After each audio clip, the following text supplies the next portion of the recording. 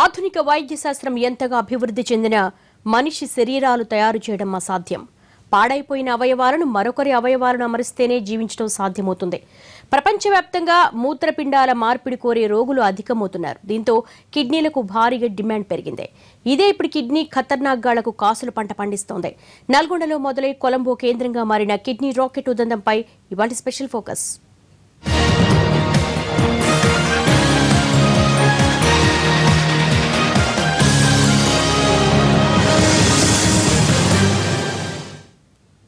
నల్లగొండ జిల్లాలో బయటపడిన kidney racket రాష్ట్ర వ్యాప్తంగా కలకలం సృష్టించింది. మానవ శరీర భాగాలతో వ్యాపారం చేసే కేటుగాళ్లు పోలీసులకు చిక్కారు. నిబంధనలకు విరుద్ధంగా కిడ్నీలు దానం చేసిన వాళ్లు జైల్లో ఊచలెక్కిస్తున్నారు. ఈ కేసును విచారిస్తున్న పోలీసులకు దిమ్మ తిరిగే వాస్తవాలు తెలుస్తున్నాయి. వీళ్లు చేస్తున్న వ్యాపారాన్ని చూసి ఖాకీలు నివ్వెరపోతున్నారు. మనుషుల అవయవాలతో బిజినెస్, అమాయక యువకులే టార్గెట్. కాసులు కొల్లగొడుతున్న మాయగాళ్లు, పోలీసులకు చిక్కిన ఘరానా కేడీలు.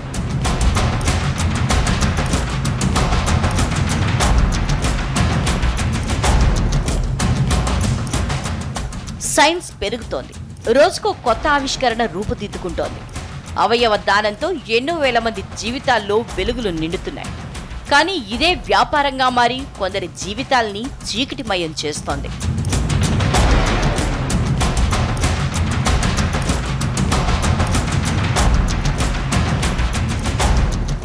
మనిషి అవయవాలకు భారీ డిమాండ్ ఉంటుంది. ఇలా అవయవాలతో వ్యాపారం చేసే ముఠాలు తెలుగు రాష్ట్రాల్లో చాలానే తిరుగుతున్నాయి. అప్పుడప్పుడు ఇలాంటి ముఠాల గుట్టు రట్టవుతూనే ఉంది. కానీ నల్గొండలో దొరికిన కిడ్నీ రాకెట్ అంత ఆషామాషేది కాదు. ఈ ముఠాకు జాతీయ, అంతర్జాతీయ స్థాయిలో సంబంధాలు ఉండటం అందరినీ కలవరపెడుతోంది.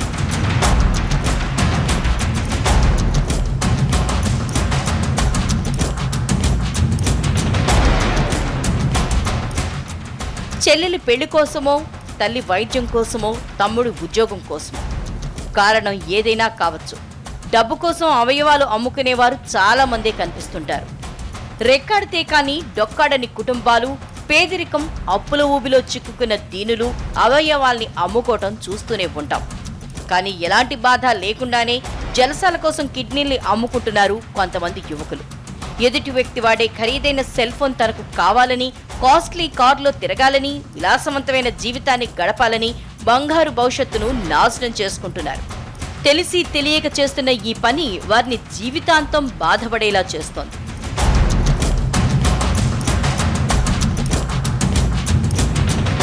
ఈ ఫోటోలోని వ్యక్తే అంతర్జాతీయ కిడ్నీ రాకెట్ సూత్రధారి కనకరాజు సురేష్. విలాసాలు మరిగిన యువకులకు గాలం వేసి కిడ్నీలు దానం చేయించిన ఈ కేటుగాడు ఇతనితో పాటు అక్రమంగా కిడ్నీలు దానం చేసిన ముగ్గురిని పోలీసులు అరెస్ట్ చేయటం జిల్లాలో కలకలం సృష్టించింది. వీళ్ల నుంచి 2 బైకులు, 3 పాస్పోర్ట్లు, ఓ కార్ని స్వాధీనం చేసుకున్నారు పోలీసులు. ఇన్నాళ్లు గుట్టుచప్పుడు కాకుండా సాగుతున్న కిడ్నీ రాకెట్ను ఓ చిన్న గొడవతో బయటపడింది. జిల్లాకు చెందిన హసీఫ్ అనే వ్యక్తి ప్రభుత్వ ఉద్యోగం కోల్పోయాడు. అయినా జల్సాగా డబ్బులు ఖర్చు పెడుతున్నాడు. డబ్బెలా వచ్చిందా అని ప్రశ్నించిన తల్లిదండ్రులకు కిడ్నీ అమ్ముకున్నట్లుగా విషయం మొత్తం చెప్పాడు. దీంతో ఆగ్రహంతో ఊగిపోయిన అతని తల్లిదండ్రులు సురేష్ దగ్గరికి వెళ్లి గొడవ పడ్డారు. అతని చితకబాది పోలీసులకు అప్పగించారు. దీంతో సురేష్ బండారం బయటపడింది.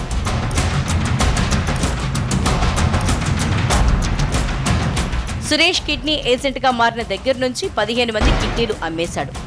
ఇతన్ని వెనుకుండి నడిపిస్తున్నదెవరు? ఇంకా ఎంతమంది దీని వెనుకున్నారు?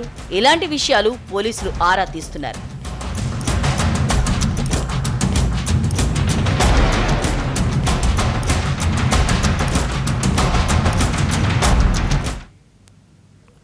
విచారణలో సురేష్ తన కిడ్నీని అమ్ముకున్నాడని పోలీసులకు తెలిసిందే.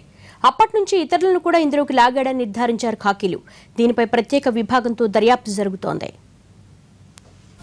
2014లో సోషల్ నెట్వర్కింగ్ సైట్ల ద్వారా ఐ నీడ్ కిడ్నీ అనే ట్యాగ్ చూసి పూర్తి వివరాలు తెలుసుకుని డిసెంబర్ నెలలో కొలంబో వెళ్లి 5 లక్షల రూపాయలకు కిడ్నీ అమ్ముకున్నాడు. అనంతరం సురేష్ ఏజెంట్గా మారి ఈ దందాలోకి దిగాడు. అమాయకులను ఊబిలోకి దించి డబ్బులు ఎర చూపాడు. కిడ్నీ దానం చేసిన వారికి 5 లక్షల రూపాయలు, ఏజెంట్గా పనిచేస్తున్న సురేష్కు కమిషన్ కింద 50,000 రూపాయలు వచ్చేవి. దాదాపు కిడ్నీ అమ్ముకున్న బాధితులు 15 మందికి పైగానే ఉంటారు. వీళ్లలో 4 నల్గొండ జిల్లాకి చెందిన వాళ్లు కాగా మిగతా వ్యక్తుల్లో 4 హైదరాబాద్, మరో 4 బెంగళూరుకు, 2 తమిళనాడుకి చెందిన వాళ్లు. ముంబై, ఢిల్లీకి చెందిన వ్యక్తులు కూడా సురేష్ గాలానికి చిక్కి కిడ్నీలను అమ్ముకున్నారు.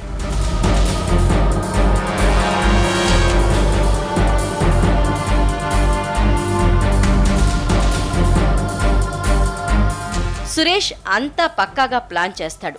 కిడ్నీలు అమ్ముకునేందుకు సిద్ధంగా ఉన్న వ్యక్తులను గుర్తించి లేదా డబ్బులు ఆశ చూపి ముంబైకు తరలిస్తాడు. అక్కడి నుంచి గుజరాత్ తీసుకెళ్లి వైద్య పరీక్షలు నిర్వహిస్తాడు. ఆ తర్వాత శ్రీలంక రాజధాని కొలంబోకు తీసుకెళ్లి కిడ్నీ తీసుకుంటారు. కొలంబోలోని నవలోక్ ఆసుపత్రి, వెస్టర్న్ ఆసుపత్రి, లంకన్ ఆసుపత్రిలో ఈ ఆపరేషన్లు జరుగుతాయి. అనంతరం వారికి ఒక్కొక్కరికి చొప్పున 5 లక్షల రూపాయలు ఇచ్చి తిరిగి పంపిస్తారు. మెడికల్ టెస్ట్స్ ఏర్పాటు చేసిన తర్వాత శ్రీలంకకి వీసా ప్రాసెసింగ్ ఏర్పాటు చేయడం, జర్నీ ప్లాన్ చేయడం, ఒక కాన్స్పిరసీ లాగా తయారు చేసి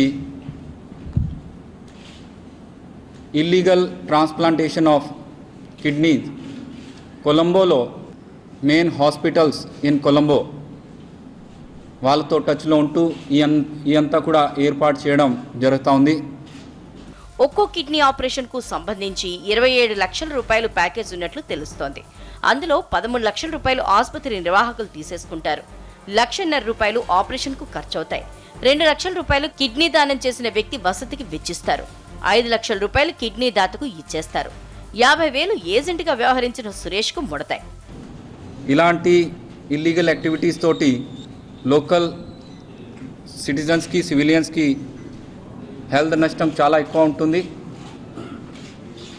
అదేవిధంగా this is a criminal activity కాబట్టి ఎట్టి పరిస్థితిలో కూడా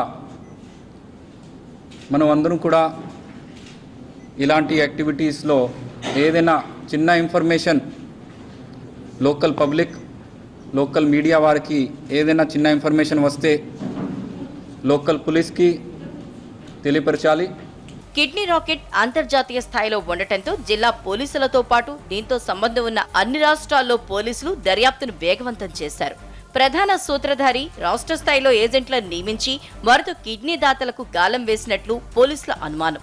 నిత్యం ఏజెంట్లతో టచ్లో ఉంటూ దందాను కొనసాగిస్తున్నాడని అంచనా.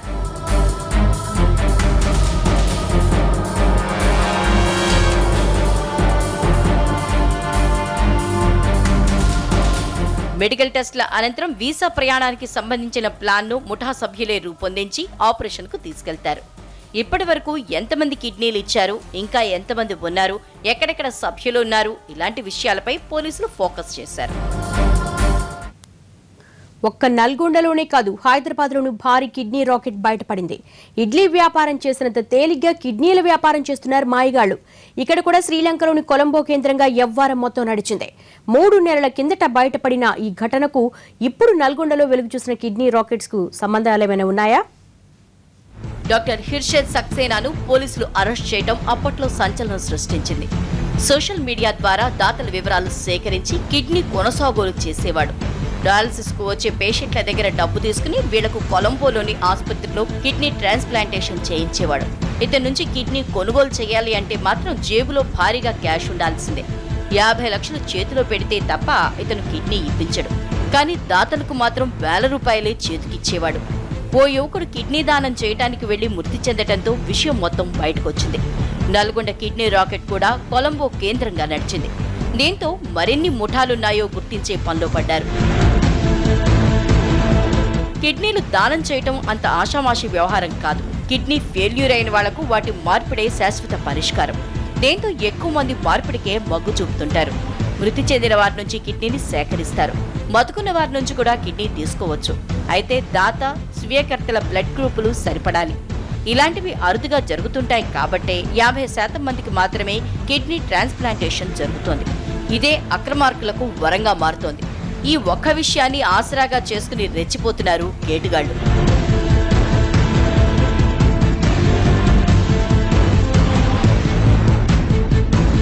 కిడ్నీని దానం చేసిన వాళ్ల జీవితం గందరగోళమే.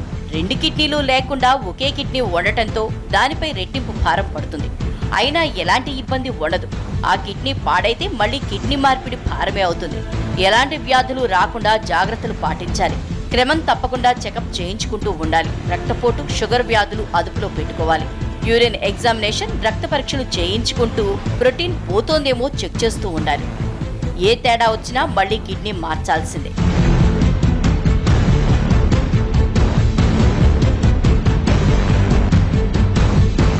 రక్తాన్ని వడపోసి శరీరంలోని మలినాలను, విషాలను బయటికి పంపించే కిడ్నీలను జలసాల కోసం అమ్ముకోవటం దారుణం. చేజేతుల అనారోగ్యాన్ని కొని తెచ్చుకోవటం, ఎవరికి వాళ్ళు జీవితాన్ని నాశనం చేసుకోవటమే అవుతుంది. ఓ ప్రాణాన్ని నిలబెట్టేందుకు కిడ్నీ దానం చేయడంలో తప్పు ఎంతమాత్రం లేదు. కానీ దానివల్ల కలిగే ఇబ్బందులను భరించే ఆర్థిక స్తోమత ఉండి జాగ్రత్తలు పాటించే శక్తి ఉండాలి. అలాంటప్పుడే కిడ్నీని దానం చేయాలి. కానీ జలసాలకు మరిగి విలాసాల కోసం శరీర అవయవాలు అమ్మేయడం మూర్ఖత్వం. వాటిని అమ్మేసే సురేష్ లాంటి చీడ పురుగులను కఠినంగా శిక్షించాలని డిమాండ్లు పెరిగిపోతున్నాయి. ఇది వాళ్ళ స్పెషల్ ఫోకస్. నమస్తే.